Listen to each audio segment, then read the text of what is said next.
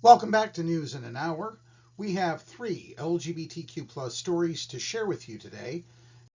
Let's get right to it.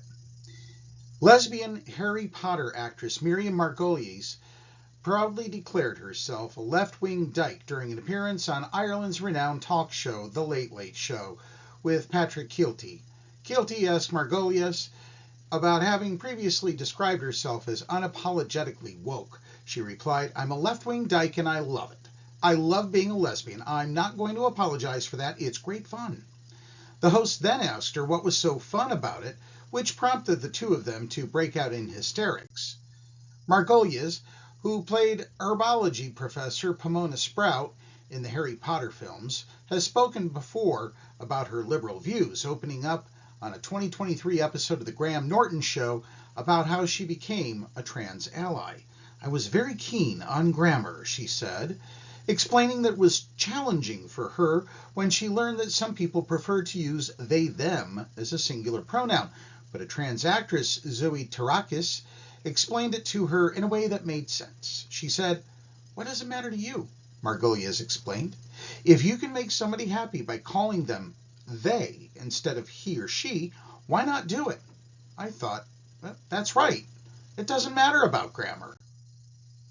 On The Late Late Show, the actress also spoke about why she has been so vocal in support of Gaza. "It's important because I'm Jewish," she said, "and it's very important that people realize that all Jewish people are not killers. They're not bastards. It's not like that. This is just a section of the Israeli people that are like that, not Jewish people, and I want that to be known and understood and be clear. What happened in Gaza was utterly wrong, wicked, and terrifying. The response to the Hamas attack was terrible, of course it was, but it came from 70 years of oppression. My heart is open to anyone who needs help, and they need that." Her activism is also extended to the sports world. In 2022, she starred in a cheeky video urging anyone who was a great big gay and you love football, or if you love football and also gays, to make a donation to keep FIFA from allowing anti-LGBTQ plus Saudi Arabia to host what was then an upcoming World Cup. "Queer people across the globe love football. We just can't support it like everyone else because the World Cup is currently being held in Qatar. And we all know how Qatar feels about the gays," Margolyes says in the video. "It's our big gay duty to make sure this doesn't happen again," she continues. "After all, a World Cup without queer people just isn't a World Cup." Turning to news from the United States, Zohran Mamdani honors trans activist Sylvia Rivera and says that New York City will be a pro-trans sanctuary city. That's right. New York City mayoral candidate Zohran Mamdani honored trailblazing Hispanic transgender activist Sylvia Rivera in a new campaign ad in which he pledged to deploy hundreds of lawyers to fight Donald Trump's anti-trans attacks and make New York City a sanctuary city for trans people. "It was here, on the physical margins of our city, that they found a home," Mamdani said of Rivera in the ad. "She arrived here at the age of 11, where she immediately landed in the center of the gay rights movement. She befriended the legendary Marsha P. Johnson, protested at Stonewall, and led marches for equality. But even among the queer community, trans New Yorkers were excluded. Rivera and others were discouraged from walking in pride, their participation erased from Stonewall history." Mamdani noted that the cruelty Rivera faced caused her to develop a substance abuse problem and face homelessness, stating, "When she had nowhere left to turn, she would sleep here upon the Christopher Street piers, waves lapping nearby." Indeed, Rivera's one-room dwelling on the pier had a floor mattress, a dresser, and a small side table with a candle burning, quote, "for the saints." LGBTQ Nation reported last year. With no heat, electricity, or running water, her dwelling's walls were made of tarps and linens roped onto concrete slabs, pallets, bookshelves, and discarded doors. Outside was an open-air living room with covered couches and a weather-worn wicker coffee table. In nearby cabinets, Rivera stored jugs filled with fire hydrant water for whore baths. Yet, no matter what hardships she faced, Sylvia Rivera advocated for others, Mamdani said. He noted that Rivera co-founded Street Transvestite Action Revolutionaries, or STAR for short, an organization that helped feed and house trans youth. Rivera continued advocating for these same communities and pushing for trans inclusion in city and statewide non-discrimination bills up to her final days. Mamdani's ad also included footage from Rivera's iconic 1973 Gay Pride Rally speech in which she scolded transphobic gays and lesbians while passionately speaking out for trans allyship. Near the end of his 2-minute video honoring Rivera's activism, Mamdani said since taking office, Donald Trump has waged a scorched earth campaign against trans people. The man with the most power has expended enormous energy targeting those with the least. New York will not sit idly by while trans people are attacked, he continued. We will deploy hundreds of lawyers to combat Trump's hate, make New York City an LGBTQIA plus sanctuary city, and create the Office of LGBTQIA plus Affairs to allocate millions for youth and adult housing programs as well as gender-affirming care. Sanctuary cities often offer trans residents a place where they can pursue gender-affirming care and enjoy municipal recognition of their gender identities without fear of city officials assisting anti-trans investigations from out-of-town transphobic government officials. We can't bring Sylvia back, but we can honor her memory by building a city where trans New Yorkers are cherished, Mamdani concluded. In a time of darkness, New York must be the light. Trump's attacks against trans people include a complete denial of their federal legal rights and persecution of schools and organizations with trans-inclusive policies. He has directed the National Park Service to erase all mention of trans people from the Stonewall National Monument though New Yorkers have responded by protesting and planting trans flags at the memorial.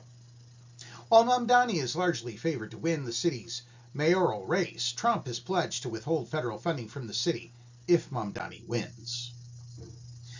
And you might have recalled me mentioning something about ice cream, and I could kind of go for some right now. Well, Chazz Quigley writes this about ice cream.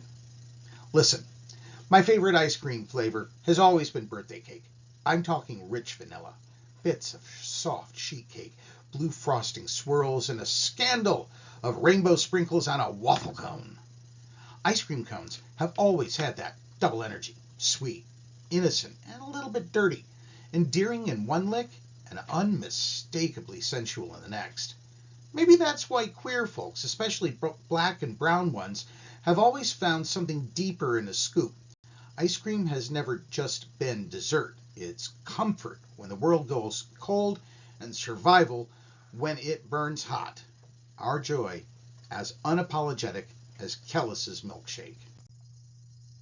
But historically, ice cream has carried the language of love and power. Ancient Persian courts poured snow flavored with rosewater and honey as private treats for lovers, creating early frozen desserts like falude as far back as 400 BCE. Chinese emperors in the Tang Dynasty, way back in 618 to 907, froze milk, rice, and camphor in the first recorded iced confections served at imperial banquets.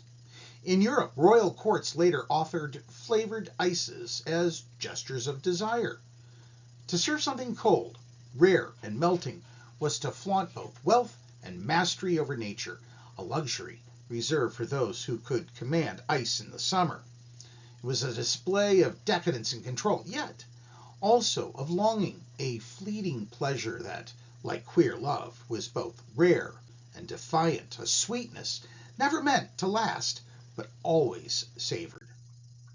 Ice cream was once a luxury of the powerful, a symbol of who was allowed to feel pleasure. Queer people transformed it into something shared and defiant. From Fire Island to the Castro, ice cream became a language of protest and care. When bars were raided, daylight spaces like diners and soda fountains offered quiet refuge, and ice cream became the perfect disguise. A cone or a sundae gave cover to gathering, an innocent indulgence that drew no suspicion. In the 1940s through the 60s, when cross-dressing laws endangered lives, pastel-lit ice cream parlors became sanctuaries where queerness could melt quietly into the background. Behind the clink of spoons and the hum of freezers, the community survived one scoop at a time. As historian Eric Piepenberg writes in Real Places, these venues weren't openly queer, but sustained networks where discretion meant survival. On mid-century Fire Island, small parlors like Sweet Licks became seasonal social outposts where coded glances and often soft laughter slipped under the radar.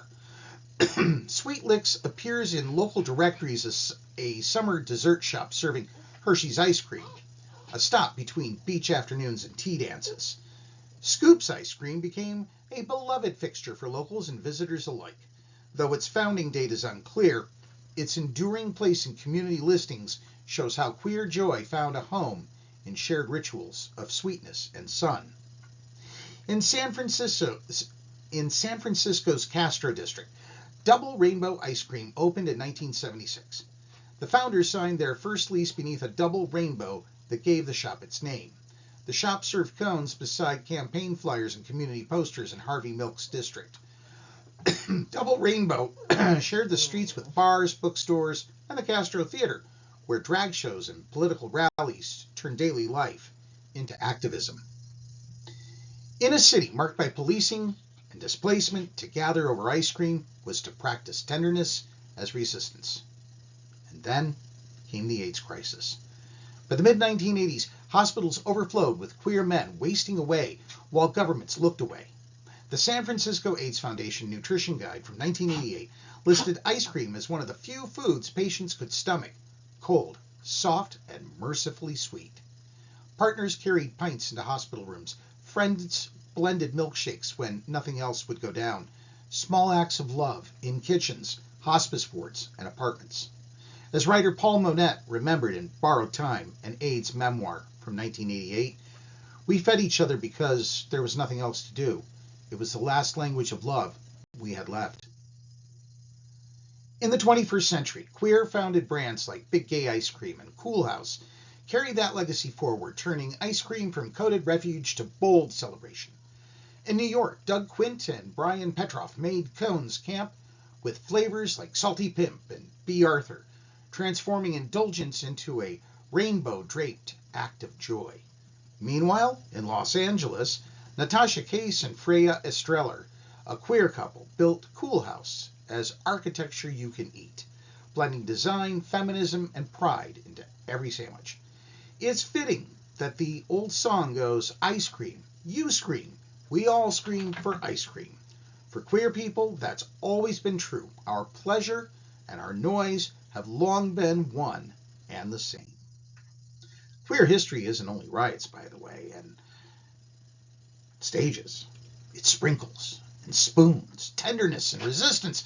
From royal courts to seaside parlors to hospital beds, ice cream has always spoken of who gets to live and who gets to love. And as Caswell raps, in Ice Cream Truck, meet me at the ice cream truck, because joy, like birthday cake ice cream, is how we keep surviving.